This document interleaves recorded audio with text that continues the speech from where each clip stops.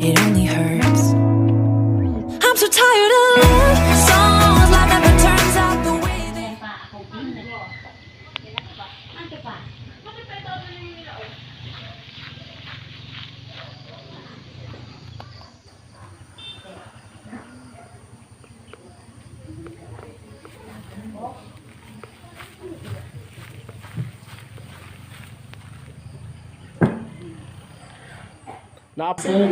Parents, barangay officials, we have here Ma'am Kagawad Grace Ayog and Iski Chairman Raymart Baguio.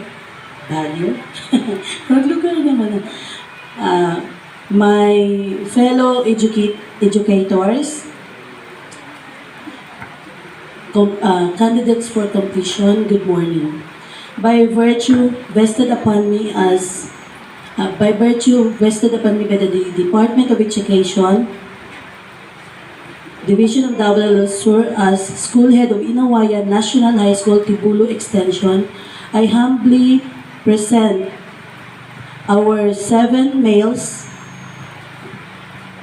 and 13 females, a total of 20 candidates for completion for school year 2023-2024 that they have satisfactorily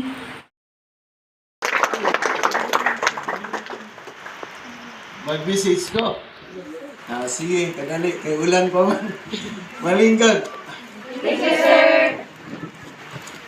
Una sa tanan, ako ang pagtahod no, sa ato ang guest speaker nga nakakaroon dito. Dito. Sa Gary John E. Orong. Ha? Wala man ang atong kapitan, si Honorable Andres Monon, together with the barangay councilors, maayong buntag sa inyo ha. Ako pong nakitaan. O, salamat kayo, labi na sa ato ang PTA President na si Ma'am Grace Ayog. Ma'am, maayong buntag sa inyo ang tanan. Of course, ang mga ginikanan nga naa diri o kaninyo nga mga graduates. Ang ato pong pinalangga, inyong pinalangga, ako akong pinalangga.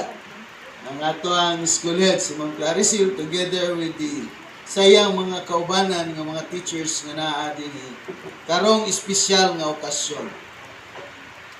Ang ako ang mensahe kaninyo mga kabatanunan nga mo-graduate karon, ayaw padagkuha pag-ayo ang inyong mga ulo. Kaya usahay kini mo-graduate bisag sa junior high school, mura ba og mas kuyaw pata sa ato ang ginikanan. Mao na usahay nga ang pamilya mabungkag. Kay ang bata karon mga batanon mas kuyaw pa sa ilang ginikanan. Never say sa inyo ang ginikanan na kinaraan na imo pa, kinaraan na imo ma. Mo ni ang uso karon. Sometimes you are blinded with our knowledge. Mga butang, nagabutang sa iya mga anak dito sa kadaugan.